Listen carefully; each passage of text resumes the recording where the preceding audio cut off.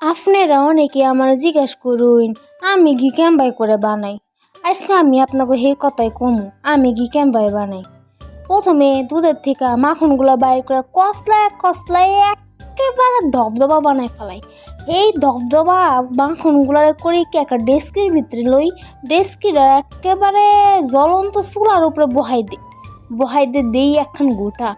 এই কে সেই যেন সেন গুটা নি গো নিয়ে হলো গিয়া মরণের গুটা ঘুরতে ঘুরতে একেবারে মাখনটারে তেল বানাই আলাই।